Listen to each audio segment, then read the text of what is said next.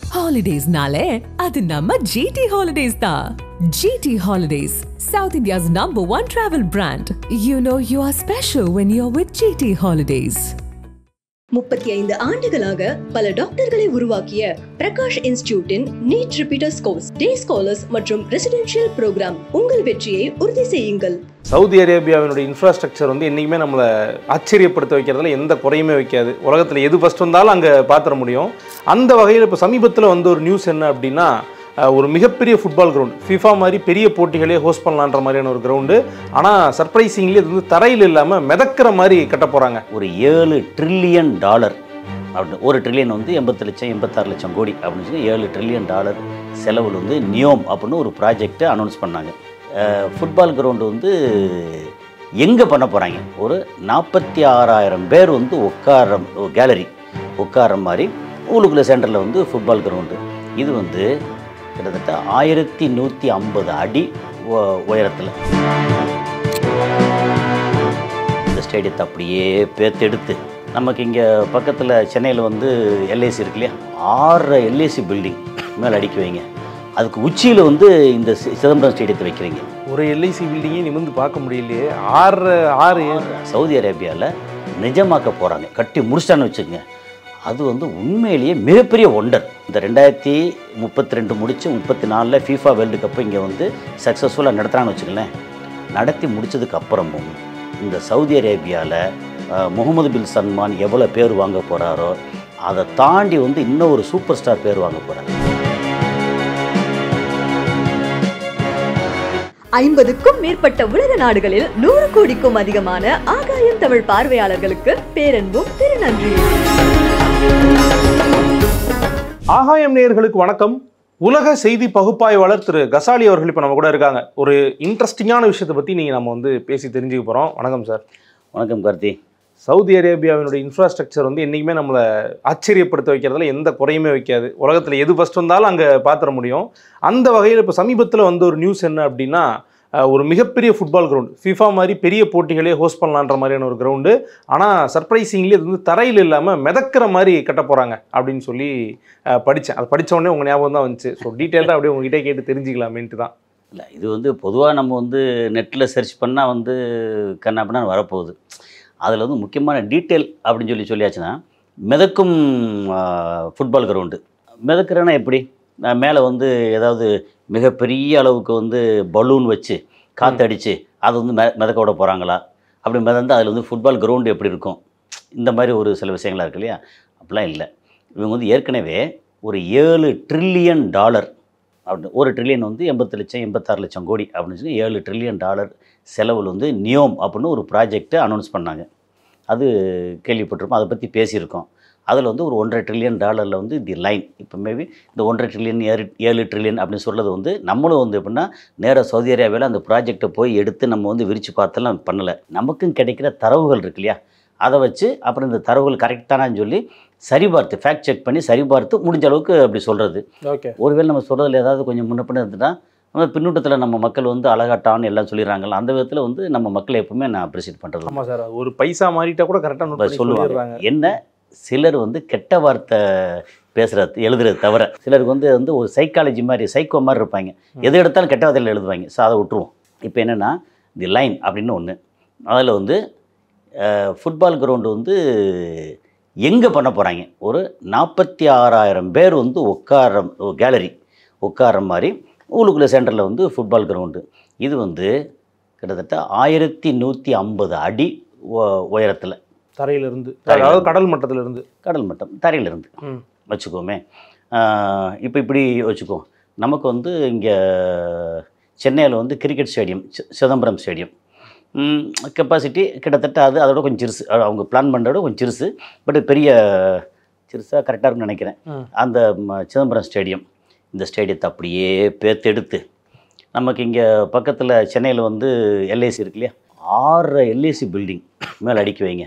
அதுக்கு உச்சியில் வந்து இந்த சிதம்பரம் ஸ்டேடியத்தை வைக்கிறீங்க. அப்படி கற்பனை பண்ணி பாருங்கள். ஒரு எல்ஐசி பில்டிங்கே நிமிர்ந்து பார்க்க முடியலையே. 6 எல்ஐசி பில்டிங். ஓகே, அந்த 6 எல்ஐசி பில்டிங்கு உயரத்தில் இந்த சிதம்பரம் ஸ்டேடியத்தை அப்படியே வெளியில் அவுட் சைட்லேருந்து கம்ப்ளீட்டாக உள்ள வரைக்கும் கம்ப்ளீட்டாக பேர்த்து எடுத்து பொருளை இதை வந்து மாதிரி நம்ம ராஜமௌழி படமோ சங்கர் படமோ அவங்க நினச்சாங்கன்னா இதை வந்து அப்படி எடுத்து அங்கே வந்து விளையாடுற மாதிரி வந்து கற்பனையில் பண்ணியிருக்கலாம். அதை வந்து சவுதி அரேபியாவில் நிஜமாக்க போகிறாங்க. இன்னும் ரெடி ஆகலை. ஏன்னா 2032 வந்து இது கம்ப்ளீஷன் ஆகுது. 2034 FIFA வேர்ல்டு கப் இருக்கு இல்லையா, அது வந்து அங்கே நடக்க போகுது. இப்போ வந்து அதோட வேல்யூ எடுத்திங்கன்னா ஒரு ஒரு $1 பில்லியன் இந்த இதுக்கு மட்டும். 1 பில்லியன்ங்கிறது ஒரு 8600 8700 கோடி. ஸோ $1 பில்லியன் அங்கே வந்து பக்கத்தில் வந்து நம்ம காரு போகுமா, பஸ்ஸு போகுமா, ரோடு போகுமா, அதெல்லாம் ஒன்றும் கிடையாது. இது மட்டும்தான் இருக்கும். எப்போது லைன் அப்படிங்கிற இதில் வந்து அவங்க ஏற்கனவே ரொம்ப ஹைட்டாக கட்டுறதுக்கு எல்லாம் பிளான் பண்ணி வச்சுருக்கோம் உள்ளுக்குள்ளேயே. அது வந்து ஒரு பெரிய டீட்டெயில். அது அந்த டேட்டா போனோம்னா கொஞ்சம் வளவலன்னு இருக்கும். அதில் மேலே வந்து 350 மீட்டர் உயரம், அதாவது 1150 அடி உயரத்தில் இந்த மாதிரி ஒரு மிகப்பெரிய ஸ்ட்ரக்சர் வந்து கட்டுறதுக்கு ஏற்பாடு பண்ணி அதில் வந்து நம்ம விண்டு, சோலார் இதெல்லாம் வந்து பயன்படுத்த போகிறாங்க. அதுக்கப்புறம் வந்து இதை வந்து சொன்னோம்னா இதில் வந்து சில இன்ட்ரெஸ்டிங் ஃபேக்ட் ஒன்று சொல்லலாம். இந்த நியோம்லாம் சொல்கிறாங்களே அதெல்லாம் என்ன சார்? அதுதான் நியோம்ங்கிறது ப்ராஜெக்ட். NEOM Neom. அது ப்ராஜெக்ட். அதுக்கு வந்து 2 விதமான அர்த்தங்கள் சொன்னால் அது ஏற்கனவே நிறைய பேசிட்டோம். ஓகே. அந்த நியோம் வந்து $7 ட்ரில்லியன் வேல்யூ அதுக்கு பட்ஜெட்டு. ஓகே. அப்போ வந்து தி லைன் அப்படின்னு சொல்லி அது வந்து $1.5 ட்ரில்லியன் வந்து ஆரம்பித்து அதில் வந்து இந்த ஸ்டேடியத்தை வந்து நியோம் ஸ்டேடியத்தை வந்து கன்ஸ்ட்ரக்ட் பண்ண போகிறாங்க. 2032 வந்து கம்ப்ளீஷன். இதை யார் பண்ணுவா? பொதுவாக இந்த மாதிரி பெரிய மேன் பவர் தேவைப்படுற, பெரிய அளவுக்கு இன்வெஸ்ட்மெண்ட்டு தேவைப்படுற இந்த இது வந்து யார் பண்ணுவா? அதிகபட்சம் போனால் வந்து சைனாக்காரன் தான் பண்ணுவான். சைனாக்காரன் தான் அவ்வளோ மெட்டீரியல்ஸ் அண்ட் மேன் பவர் எல்லாம் இருக்குது, பண்ணுவாங்கன்னு எதிர்பார்க்குறோம். அல்லது நம்ம இந்தியா மக்கள் எல்லாத்தையும் வந்து கொண்டு போய் அங்கே வச்சு வேலை வாங்கி அப்புறம் இது வந்து மிதக்கும்னு எப்படி மிதக்கும்? அதுக்கு வந்து வேறு பில்டிங் வந்து ஃபுல்லாக கட்ட போகிறாங்க. அதுக்கு மேலே வந்து பண்ண போகிறாங்க. ஏன்னா ஒரு 50 மாடி 100 மாடி டவர் இருக்குது. அதில் உச்சியில் வந்து ஸ்விம்மிங் பூல் இருக்குல்ல, அதை வந்து இது பெரிய ஸ்விம்மிங் பூலாக யோசிச்சு பாருங்கள். ஏன்னா இது வந்து ஒரு பெரிய சேலஞ்சிங்கானது. இதை கட்டி முடிக்கிறது வந்து எந்த அளவுக்கு பாசிபிலிட்டி சொல்லியாச்சு. எந்த அளவுக்கு பாசிபிள் அப்படிங்கிறது ஒரு பக்கம், கட்டி முடிக்கிறது வந்து எந்த அளவுக்கு பாசிபிள் அப்படிங்கிறது. ஒருவேளை சேலஞ்ச் பண்ணி கட்டி முடிச்சிட்டான்னு வச்சுக்கோங்க, அது வந்து உண்மையிலேயே மிகப்பெரிய ஒண்டர், மார்வல். எதை எடுத்தாலும் நம்பர் 1 பிக்கஸ்ட், லாங்கஸ்ட், ஹையஸ்ட் அப்படிங்கிறது எல்லாமே துபாய்.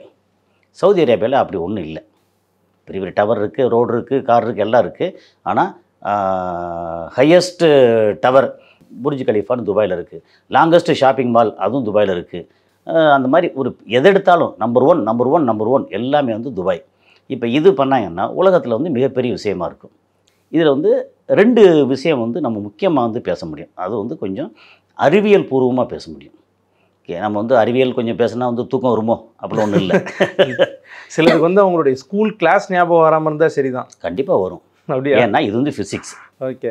சரி. இப்போ நம்ம நார்மலாக பூமியில் வந்து கிராவிடேஷன் ஃபோர்ஸ் ஆக்சலரேஷன் சொல்லுவோம் இல்லையா, புவியீர்ப்பு விசை. ஓகே. முடுக்கம், விசை இதெல்லாம் பேசியிருப்போம். இது வந்து 9.80665 மீட்டர் பெர் செகண்ட் ஸ்கொயர். ஏன்னா அந்த வாட்டர் ஃபால் பண்ணும்போது லேண்ட்ஸ்கேப் பண்ணுவோம், இதெல்லாம் வந்து எவ்வளோ ஹைட்லேருந்து விழுகுது, எவ்வளோ வேகமாக விழும் அப்படின்னு கணக்கு பண்ணுவோம். So 9.80665 metre per second square. இது வந்து கிராவிடேஷன் ஃபோர்ஸு இங்கே பூமியில். இதே இது 1150 அடிக்கு மேலே போச்சு அப்படின்னா அதில் வந்து 9.80570. ஸோ கொஞ்சம் அப்படியே வந்து அந்த புவியீர்ப்பு விசை வந்து கொஞ்சம் வேரி ஆகுது. அந்த உயரத்துக்கு போக வேரி ஆகத்தான் செய்யும். இதே இது நீங்கள் வந்து எவரெஸ்ட்டில் போனீங்கன்னா இன்னும் கொஞ்சம் கம்மியாகும். எவரெஸ்ட்டுங்கிறது வந்து ஒரு 27,000 அடி வரும்ல, அது வந்து இன்னும் கொஞ்சம் அந்த புவியீர்ப்பு விசை இன்னும் கொஞ்சம் கம்மியாகும். இந்த இடத்துல ஃபுட்பால் வந்து கீழே உதைக்கும் போது காலால் வந்து ஒரு ஃபோர்ஸில் உதைக்கிறாங்க. இங்கே உதைக்கும் போது என்ன வேகத்தில் வந்து ஆப்போசிட்டில் போகுதுன்னு இருக்குல்ல, அது மேலே போகும்போது குறையுமா? நிலவில் வந்து புவியீர்ப்பு விசை வந்து 6ல் விசை, புவியீர்ப்பு விசையில் விசை, ஈர்ப்பு விசை 6ல் ஒரு பங்கு நிலவில். அப்போ நம்ம வந்து அப்படி நடக்கிறோன்னா அப்படி காலை தூக்கி கையை தூக்கி அப்படி மெதுவாக பறக்கிறோமா, அப்படி நடக்கிறோம்ல அந்த விசை. அப்போ பூமியில் வந்து இங்கே ஃபுட்பாலை வந்து எந்த வேகத்தில் உதைச்சி பழகியிருப்பாங்களோ அவங்க வந்து 1100 அடிக்கு மேலே வந்து அதே வேகத்தில் உதைச்சா இவங்க எதிர்பார்க்குறது கரெக்டாக போய் சேருமா? அந்த பந்து போகிற வேகம், இவங்க உதைக்கிற வேகம், இதெல்லாம் வேரி ஆகுமா இல்லையா? இவங்க வந்து ட்ரைனிங் வந்து மேலே எடுக்க போகிறாங்களா அல்லது பூமியில் எடுத்துகிட்டு மேலே போய் விளையாட போகிறாங்களா? அப்புறம் கேலரியில் போகிறாங்க இல்லையா, அந்த கேலரியில் வந்து எப்படி போகிறாங்க? அங்கே வந்து இப்போ ரொம்ப ஃபாஸ்ட்டாக போகிற லிஃப்ட்டு இருக்குதுன்னு சொன்னாங்க. ஏன்னா அது பாசிபிள். என்ன எப்படி சொல்ல முடியும்னா, புர்ஜ் கலீஃபா வந்து 3600 அடிக்கு மேலே அது. ஓகே, அது கிட்டத்தட்ட 1 கிலோமீட்டர் 865 மீட்டர். இது வந்து 350 மீட்டர் தான். ஸோ அதனால் வந்து லிஃப்ட் வந்து வைக்க முடியும், நிறைய லிஃப்ட் வச்சுருக்க முடியும். அப்புறம் மேலே ஹெலிகாப்டர்லேருந்து மேலே ஆளை இறக்கி விட முடியும் ஹெலிபேட் வச்சு. இதெல்லாம் நடக்கும். ஆனால் அந்த ஃபுட்பால் அதோட அந்த விளையாடுறாங்கல்ல அவங்களுடைய உடல். அப்புறம் இன்னொரு முக்கியமான விஷயம், ஆக்சிஜன்.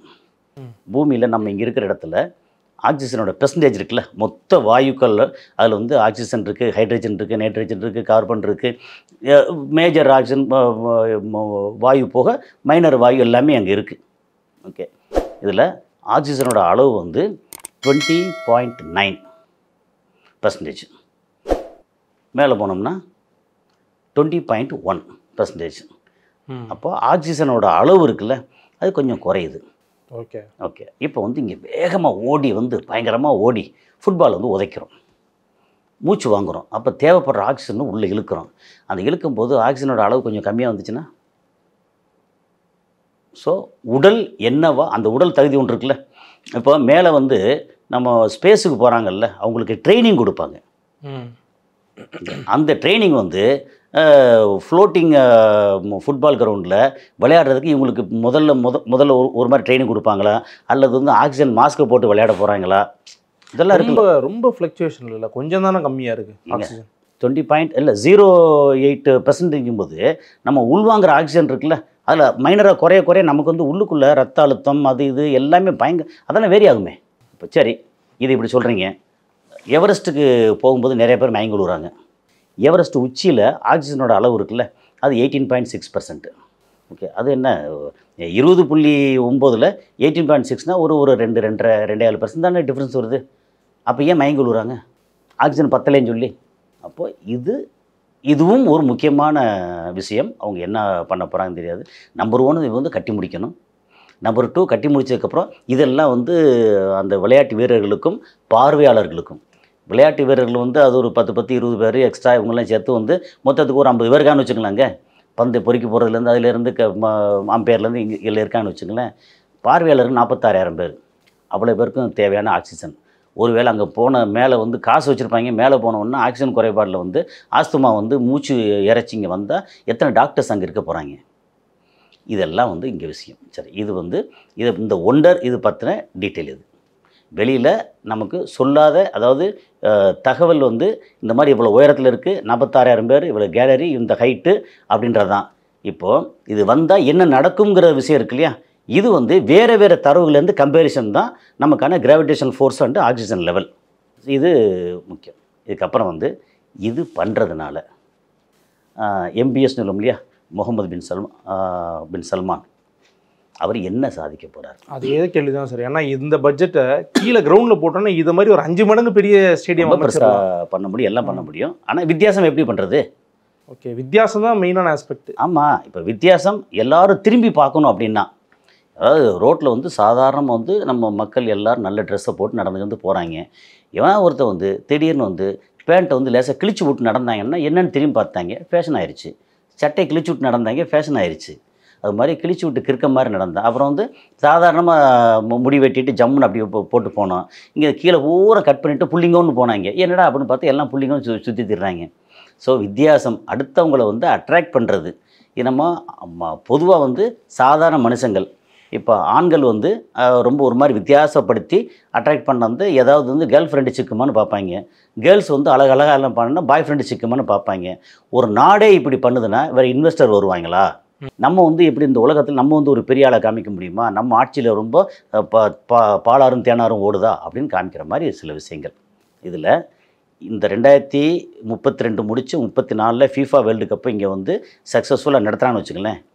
நடத்தி முடித்ததுக்கு அப்புறமும் இந்த சவுதி அரேபியாவில் முகமது பின் சல்மான் எவ்வளோ பேர் வாங்க போகிறாரோ அதை தாண்டி வந்து இன்னும் ஒரு சூப்பர் ஸ்டார் பேர் வாங்க போகிறார். யார் இது? அது வந்து அவர் பேர் வந்து இப்ராஹிம் தரோரே. இதை பற்றி பேசியிருக்கோமா? ஆமாம், இப்ராஹிம் தரோரை பற்றி நம்ம முன்னாடி தான் பேசியிருக்கோமா. ஆப்பிரிக்காவில் ஒரு பெரிய நாயகனாக வர முடியவர். இது புர்கினோ ஃபாசோ அப்படின்ற ஒரு நாட்டை இன்றைக்கி வந்து ஃப்ரெஞ்சு பீப்புளை டோட்டலாகவே வெளியேற்றி விட்டு நாங்களே எங்கள் நாடு நாங்களே பார்த்துக்கிறோம் அப்படின்னு ஒரு சின்ன நாடு பார்த்துக்கிறோம் அப்படின்னு சொன்னால் என்ன தைரியத்தில் அனுப்பிச்சி விட்டுட்டு சுற்றி இருக்கிற ஒரு 6-7 கண்ட்ரியை வந்து கூட்டு சேர்த்துக்கிட்டு உன்னை அடித்தா நான் வருவேன், என்னை அடித்தா நீ எல்லோரும் சேர்ந்து வருவோம், நம்ம நாடு நம்ம வளம் அப்படின்னு சொல்லிட்டு அன்றைக்கி ரொம்ப டீட்டெயிலாக பேசணுமா. இப்போ பார்த்தா பர்கினோ ஃபாசோவில் இதை ஜஸ்ட் கம்பேர் பண்ணுறேன், ஒன்றுமே இல்லாத பஞ்ச பராரியான ஒரு நாடு இன்றைக்கி வந்து சூப்பர் ஸ்டேடியம் ஒன்று கட்டியிருக்கேன். அதை வந்து இப்போ வீடியோ ஃபுட்பால் ஸ்டேடியம் தான். Football stadium. ஏன்னா ஆஃப்ரிக்கன், அரேப்ஸு, யூரோப்பியன் இவங்க எல்லாமே வந்து ஃபுட்பால் வந்து வெறியர்கள்.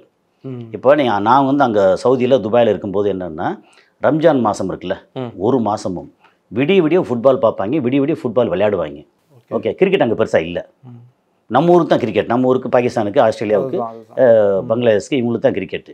நீங்கள் வந்து யூகேயில் வந்து கிரிக்கெட்டு தோன்றுனா கூட, கிரிக்கெட் விளையாண்டா கூட ஃபுட்பால் வந்து ரொம்ப ஸ்ட்ராங்காக இருப்பாங்க. அதே மாதிரி சவுத் அமெரிக்கா, பிரேசில் இந்த மாதிரி. அப்போது இங்கே வந்து ஃபுட்பால் வந்து ஆஃப்ரிக்காலே ரொம்ப ஃபேமஸ். ஸோ ஒரு ஸ்டேடியம் வந்து ரொம்ப பெருசாக பண்ணியிருக்காங்க. ப்ளஸ் வந்து ரோடு, சூப்பர் ரோடு போட்டிருக்காங்க இப்போது பர்கினோ ஃபாசோவில். அந்த ரோடு வந்து என்ன பண்ணாங்கன்னா நமக்கு வந்து பார்த்தா கண்ணில் ஒத்திக்கலாம் அப்படி ரோடை வந்து இதெல்லாம் வந்து வெறும் ஏஐயில் வந்து பண்ண முடியாது. தெரிஞ்சு வருமே, இது வந்து ரொம்ப டுபாக்கூர். உண்மையிலே வந்து இப்ராஹிம் தரோரே வந்து டுபாக்கூர் வேலை பார்க்குறாரா அப்படின்னா இல்லை, எல்லாம் வீடியோ போடுறாங்க, பேசுகிறது. இதெல்லாம் தாண்டி ஒரு விஷயத்தில் வந்து இந்த தலைவர்களில் ஒன்று MBS முகமது பின் சல்மான், அவர் வந்து இந்த மாதிரி தன்னோட காசை இங்கே வச்சு இப்போ வித்தியாசப்படுத்தி பெரிய சூப்பர் ஸ்டார் ஆக போகிறாரா, அல்லது இப்ராஹிம் தரோரே ஒன்றுமில்லாத இடத்த பெருசாகி இப்போ பண்ண போகிறாரா அப்படிங்கிறதுல ஒரே ஒரு வித்தியாசம் என்ன தெரியுமா? இன்றைக்கி வந்து பாலஸ்தீனத்தில் வந்து அங்கே வந்து மக்கள் வந்து பட்னி சாவு போடுறாங்க. நெத்தன்யாவை எதிர்த்து இங்கே ஒரு வார்த்தை பேசாமல் வெறும் அறிக்கை விட்றாங்க. அங்கே பார்த்தா ஆஃப்ரிக்கன் லீடர்ஸ் சிலர் இந்த மாதிரி பண்ணுறாங்க, அவங்கள வந்து ரொம்ப அவங்க கேர்ஃபுல்லாக இருக்கணும் அப்படின்னு நெத்தன்யாவு சொன்ன ஒரு வார்த்தைக்கு நீ இஸ்ரேலாரு இல்லை அமெரிக்காவாரு, எங்கள் வாழ்க்கையை நாங்கள் பார்த்துக்குவோம், உங்கள் வேலையை மட்டும் பார்த்துக்கிட்டு அப்படின்னு பயங்கரமாக ஓப்பன் இதில் வந்து பேசின ஒரு ஆள். அட்லீஸ்ட் அந்த ஒரு இது இருக்குல்ல, இதுக்கு முன்னாடி வந்து ஆஃப்ரிக்கன் யாரும் பேசவே மாட்டாங்க. அந்த மாதிரி ஒரு இது எப்படின்னா 34 வரும்போது பர்கினோ ஃபாசோ என்னவா ஆக போகுது? ஏன்னா இருக்கிற ஒன்றுமே இல்லாத இடத்த வந்து ரொம்ப பெருசாக டெவலப் பண்ணி ஒரு துபாய் சிட்டி மாதிரி கொண்டு வந்தாங்க. துபாய்னா ஹையஸ்ட் டாலஸ்ட் வேண்டியதில்லை, அழகான வெல் டெவலப்டு சிட்டியாக கொண்டு வந்து அங்கே இருக்கிற மினரல்ஸ் எல்லாம் எடுத்து கொண்டு வந்து மக்களுக்காக இங்கே பண்ணுறோம். இப்போ தெரியுமா, அங்கே பர்கினோ ஃபாசோவில் லஞ்சம் ஊழல் கிடையாது. அது இல்லைனாலும் சூப்பராச்சே. இப்போ இன்றைக்கி நம்ம ஊரில் வந்து இந்தியா விடுங்க, தமிழ்நாட்டில் நல்ல வளர்ச்சி இருக்குது கம்பேரிட்டிவ்லி. லஞ்சம் ஊழல் இல்லைன்னு வச்சுங்க, நேரம் தமிழ்நாடோட நிலைமை வேறு லெவல். ஸோ அங்கே வந்து லஞ்சம் ஊழல் கிடையாது. அப்போது ஒரு தலைவர் அப்படி இருக்கணும்.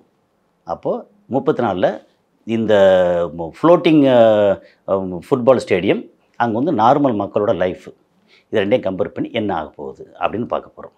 இதுதான் ஃப்ளோட்டிங் ஸ்டேடியத்தோட ஸ்டோரி. நன்றி sir. Holidays-nale, adu namma GT Holidays da. GT Holidays, South India's #1 travel brand. You know you are special when you're with GT Holidays. 35 ஆண்டுகளாக பல டாக்டர்களை உருவாக்கிய பிரகாஷ் இன்ஸ்டிடியூட்டின் நீட் ரிப்பீட்டர்ஸ் கோர்ஸ், டே ஸ்காலர்ஸ் மற்றும் ரெசிடென்ஷியல் ப்ரோக்ராம். உங்கள் வெற்றியை உறுதி செய்யுங்கள்.